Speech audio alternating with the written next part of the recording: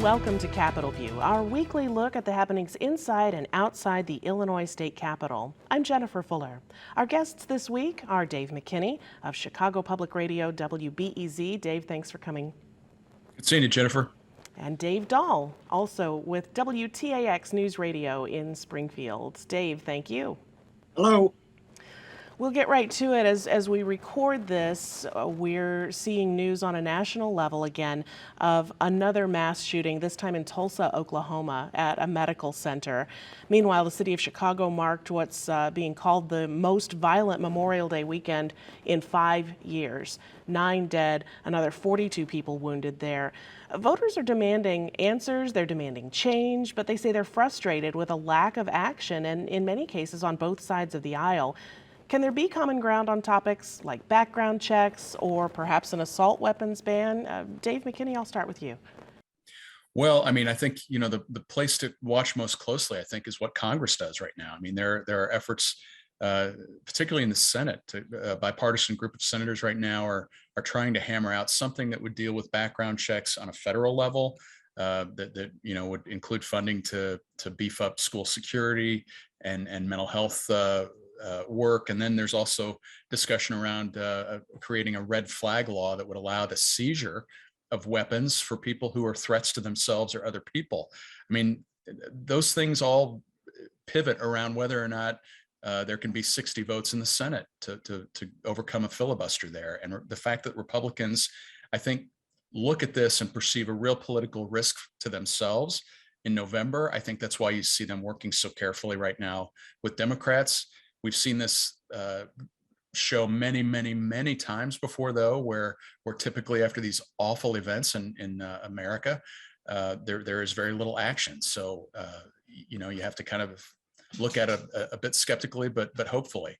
Here in Illinois, I mean, we've had, a fairly restrictive set of gun laws. I mean, it is legal for people to go out now, if you have a FOID card, to go out and buy an AR-15. But there are background checks. There are, in Chicago, there is an AR-15, an assault weapon ban. But Illinois has been on, a bit more advanced, I think, with gun control than on a federal level. But still, even here, as the data in Chicago shows, we are a crime-ridden state, a crime-ridden city for sure. We see political leaders, particularly in the city of Chicago and in some cases on a statewide level, pointing to the fact that many of the guns used in those crimes in the city of Chicago come from outside the state of Illinois. As political leaders in Illinois talk about reforms, how critical is it, Dave Dahl, that some of this come from the federal level? Well, I think it's complicated because you can't get people on board with things. When you're talking about the state, is it really going to matter what person is in the governor's office? Is crime going to go down under Irvin or Bailey than it is under Pritzker? Is it going to go up? How much of an influence does the governor have over, the crime rate? Another thing I'd point out, going back to all of the mass shootings, and I read like there have been 20 since Uvalde. It's really unbelievable. But Rodney Davis was in town a little more than a week ago, congressman from Central Illinois, and this was right after Uvalde. And I said, Sandy Hook, and I went there. I said, that was rich white kids. Yeah, that's a Republican country. You'd think a lot of those families were Republican and might encourage some change. It was so outrageous. And then Davis himself was at a baseball practice when a gunman, started shooting up the ball diamond and wounded Steve Scalise. You'd think Republican congressmen themselves would maybe be motivated to action after such a personal attack. Davis said, what's needed are stronger schools and better mental health treatment. He wouldn't go there with regard to guns. And a lot of people in, the red part of Illinois and other red states, I think, agree with him. Anything that looks like infringement on, the Second Amendment, infringement on what they do with guns, what they're allowed to do with guns, is unacceptable. And as far as, kids getting shot, well, thoughts and prayers. We're certainly going to talk about the priorities of crime when it comes particularly to the Republican candidates for governor later on in the show. I did want to get to the end of Illinois' parental notification law when it comes to abortion care for minors. That was allowed to expire at the end of May as a result of legislation that passed last year and was signed by Governor J.B. Pritzker. There was an event that kind of marked that date in the Metro East region, where Governor Pritzker talked about reproductive rights and abortion rights policies that he wants to make sure are maintained in the state of Illinois. Will this continue, Dave Dahl, to be a hot button issue for state politics, given the way Illinois has gone over the last several years? Well, you ask about a hot button issue for state politics. I guess we could say we'll see what happens when we get through the next election. But the Republicans running for governor saying they want to make abortion more restrictive than it is, well, they need the help of the legislature. And you know how that can go in Illinois. Not far, what with the Democratic supermajorities. And I think they have succeeded in giving Illinois a reputation as a place with pretty liberal and permissive abortion laws. And the governor has said abortion is health care. That's something that is, he's trying to burn in. And, this Metro East situation, I mean, they're drawing people from miles around from other states. And I understand that there's going to be another abortion clinic, a big one in Southern Illinois, if I'm not mistaken, Carbondale, Marion area. So, Carbondale, yeah. We haven't seen the last of it. And the people who are want to roll back some of the liberal abortion laws, I don't think they're going to be quiet. I don't think they're necessarily going to be successful this year, but that won't stop them. Dave McKinney, do events like this one this week with Governor Pritzker just solidify his stance on the issue, or is he trying to gain some traction in other areas, do you think? Well, I mean, I think his record is pretty clear in the area of abortion rights. I mean, there's a pretty strong belief, I think, in political circles that, women voters, especially in the collar counties, are incensed by the likelihood of Roe versus Wade being overturned. And that's a potent voting group that Pritzker looks at with, they're essential to him to get reelected. So I think that's really kind of, the overarching purpose. I mean, he has a deep ideological, kind of rooting in this issue. I mean, his mother was an abortion rights advocate. So, I mean, it's something that's not unfamiliar to him. I mean, this parental notification thing is an interesting, I mean, it's a relic of the period of time in Illinois government when Republicans ran everything. It was a 2-year window of time in the mid 1990s. And there was talk at that point in time of actually going a step farther and having a parental consent law as opposed to just a notification law. But if you recall, in the mid 90s, we had Governor Jim Edgar in power at that point, and he was an abortion rights advocate. So he was the one who kind of guided the issue more toward notification as opposed to consent. And the law went through a great period of time where it was never even enforced because there was a provision that required the Supreme Court to write rules, and the court never did that. And so it was an issue that just kind of laid dormant for many, many years. And right now it carries a great deal of symbolism, I think, for the people on the abortion rights side, especially as those rights are being eroded by the U.S. Supreme Court potentially. And by the way, don't expect Governor Pritzker to disappear from the Sunday network shows or cable news anytime soon. He wants his national profile to remain up. We've talked about a couple of issues that remain in the headlines and among the talk of national news and national politics. But when it comes down to a local level, when you talk to voters, they're very concerned about the economy, and particularly in rural parts of Illinois and in some cities where the economy may not be coming back as quickly as they had hoped after the pandemic. We see the University of Illinois Flash Index, which is an indicator that takes a look at various tax receipts and other economic indicators. It dropped slightly. Anything above 100 on the Flash Index indicates growth.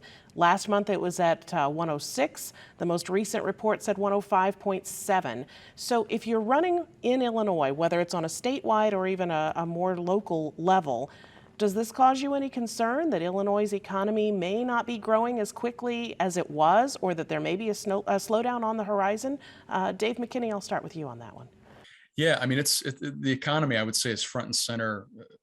Arguably, I would say it's probably even higher than crime in terms of importance for voters. I mean, everybody feels it. Every time you go to the gasoline pump and have to, lay out $120 to fill your gas tank, it's a moment where you're like, oh my gosh, how are we going to do this? And the frustrating part for Democrats, and we heard President Biden and his people this week arguing that they're essentially powerless to deal with the root causes of inflation here. I mean, it's not happening just in Illinois. It's not happening just in the U.S. It's a worldwide phenomenon at the moment, and it's unfortunately, I think, an offshoot of the pandemic we've all come out of. So it's very hard to deal with, and I think most people, older people have not. Young people have not lived through a period like this, and older people, have to go back to the late 1970s to remember anything comparable to this, where it was just, and the 80s too, where interest rates were high and borrowing costs high, and the cost of a pound of hamburger was high. And I think that's also why we saw Illinois Democrats, when they passed a budget this spring, put this, nearly $2 billion in, what they call tax savings into the budget, where there was money, dealing with savings at the gas pump, a cost of, or an inflationary, gas component wasn't going to take effect, and the tax on food and groceries wouldn't kick in for a year. So I mean, they're sensitive to that. They're trying to show voters they're doing something about it, but unfortunately, there's just not a lot that they can really do that is going to slow this down. The impact of the pandemic, the war in Ukraine. Dave Dahl, is there a place for challengers on either side of the aisle to capitalize on, hey, this person is in office right now and look what's happening, I could fix that? I think on all those things, especially the economy, you can look at who's in office now and say they've got it all wrong. And the person who's in office can say, well, look what the positives are. I think especially with the Flash Index, from 106 to 105.7, that's practically imperceptible. And since the end of the pandemic, I think the index has been fairly even. So I am not sure the facts support that we're in an economic downturn. It's not rising fast enough for some people, but it hasn't really in a long time, certainly since the pandemic, and it was in the positive before the pandemic too, but not, shooting up at any great rate. So I think if I'm a candidate, I get to choose my own set of facts. And I'm sorry, do voters care who's to blame for this, or do they just want someone to fix it? I think a lot of voters say, well, things are bad, so we need a change. And we'll see how bad they think they are. And if the candidates out there, I mean, this cycle, we're talking about governor, but pretty soon we'll be hearing about presidential candidates. We'll see if somebody else has the recipe for change. Illinois elected Bruce Rauner a few years ago, largely because he was not Pat Quinn. Elected J.B. Pritzker largely because he was not Bruce Rauner. So we'll see, obviously it's going to be a referendum on how well the governor has managed the economy and maybe the pandemic too, although we haven't heard a great deal about the pandemic in some of the Republican attack ads. As we head into November, we're starting to see more and more money line up for particular candidates. The primary is now less than a month away. Early voting is underway, so there are already ballots cast in those primaries, particularly in the Republican race for governor. And we're seeing more money being poured into the two frontrunners' campaigns. In the campaign for Richard Irvin, the campaign for Darren Bailey, millions of dollars in the last couple of months for both of them. Is that money going to be enough for Darren Bailey to overtake Richard Irvin in the polling and eventually at the ballot box, Dave McKinney? Well, I mean, it gives Bailey the chance of at least being competitive, because, you know, what does all this money mean? I mean, I think anybody who turns on their television can see immediately during the commercial breaks what it means. I mean, you have ad after ad after ad, oftentimes the same ad playing multiple times in the same show or same news program. And, you know, I think, you know, far and away, Richard Irvin is winning the battle of the airwaves at the moment, but Bailey is competitive. And, you know, the real issue right now is, you know, money alone is not going to win the election for the gubernatorial nomination. It's going to be likability. It's going to be, you know, which candidate sort of sets themselves apart and describes why they think they're better, and you know, who kind of gets the, you know, who just kind of engages voters better. I mean, it sounds so simplistic, and it is simplistic.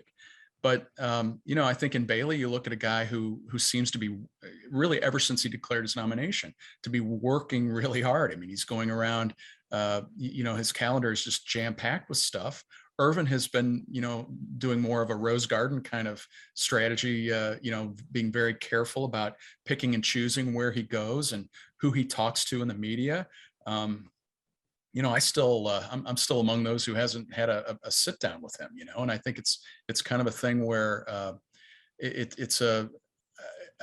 I remember campaigns in Illinois that have looked very much like this, and one in particular is, you know, was back in 1996 when it was the year that Dick Durbin became U.S. Senator for the first time. But on the Republican side, there was a lieutenant governor for Illinois named Bob Custra, who had all of the party endorsements and seemingly had his, you know, a clear path to the GOP nomination, but he wound up losing to this conservative guy on the far kind of right fringe of the party named Al Salvi. He was a former state lawmaker, and it just, this race reminds me a little bit of that, because, you know, all of the money, all of the endorsements pretty much are going Irvin's way, and you have in Bailey, you have this guy who seems to have, you know, got a big, you know, a big swath of support in the base of the Republican Party, the Trump-loving base of the Republican Party. So I think it's going to be, I think right now it is a very tight race, and I think it's, you know, on election night it's going to probably shake out that way. I'm guessing on June 9th, we're going to look around and see a lot of people saying, "Oh yeah, I didn't vote." So I think what's going to be big is, you know, motivating people to actually get out and vote, to get out the vote. And one thing I think is interesting is, you know, Irvin is accusing Bailey and Sullivan of the same stuff that Irvin himself is being accused of, not being Republican enough. I think it'd be a good conversation. What does it mean to be a Republican in Illinois in 2022? Does that mean, yes, I voted for Trump, yes, outlaw all abortions, no exceptions, yes, January 6th was legitimate discourse, and the election was stolen? I forget where I saw it, but I saw a cartoon just yesterday or today about someone pointing to the gas prices and saying that's why you don't steal an election. So we'll see who really gets out there and who thinks that, you know, Bailey's the right one, or if someone who, if he's honest with himself, Richard Irvin is more moderate, certainly more moderate than Bailey. Bailey's got, you know, the extreme right sealed off.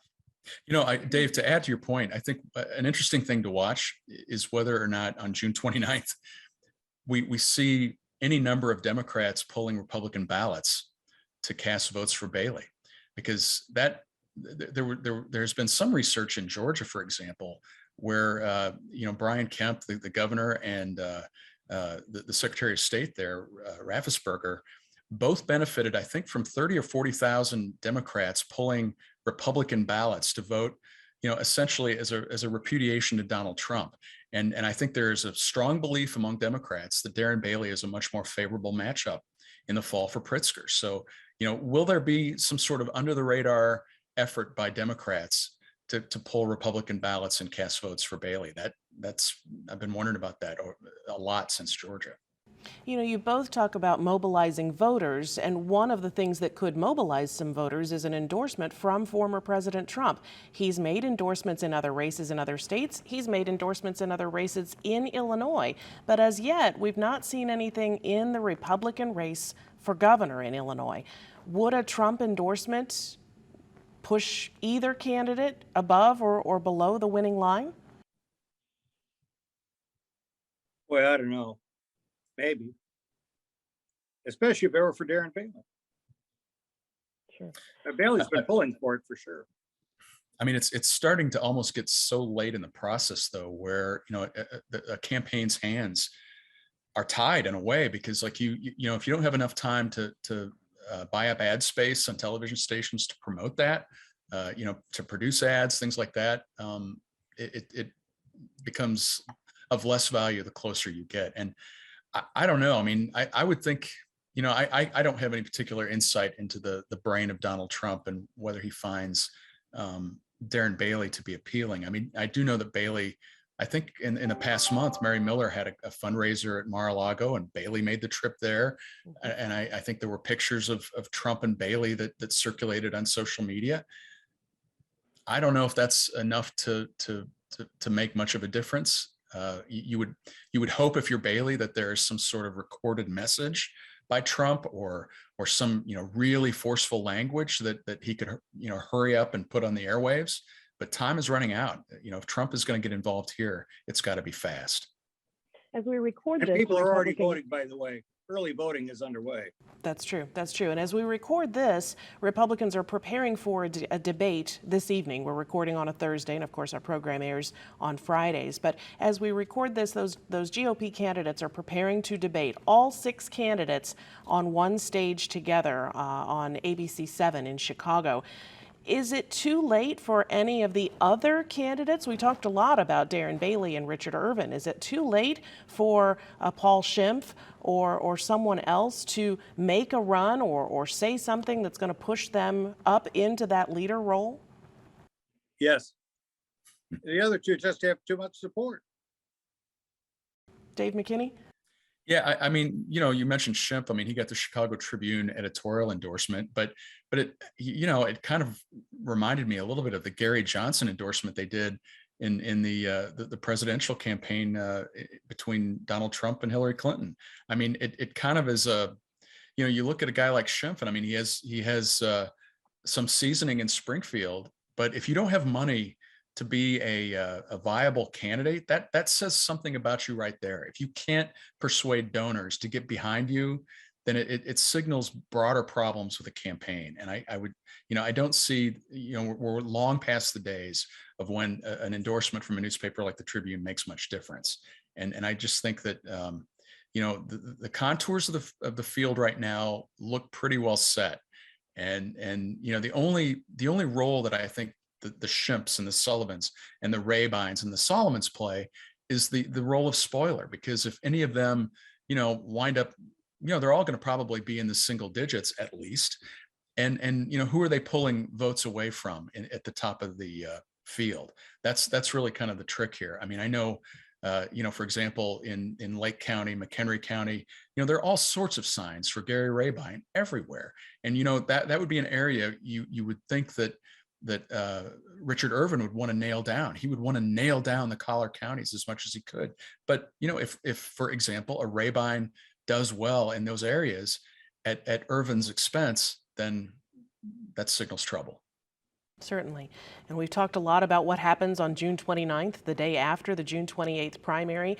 We'll be taking a closer look next week at what the candidates have to say in this ABC 7 debate, which is going on this week. And then we'll also be trying to take a look at will the Republican Party be able to come together behind one nominee heading into the November election? That's a big question that will come up starting June 29th and running into November. Unfortunately, though, we're out of time before we run out of topics. I'd like to thank our guests, Dave McKinney of Chicago Public Radio and WBEZ, and Dave Dahl of NewsRadio WTAX in Springfield. Gentlemen, thanks so much. You bet. Thanks, Jennifer. You've been watching Capitol View on WSIU. Tune in next week. We'll have the very latest happenings from inside and outside the Illinois State Capitol. From all of us at Capitol View, I'm Jennifer Fuller. We'll see you next week.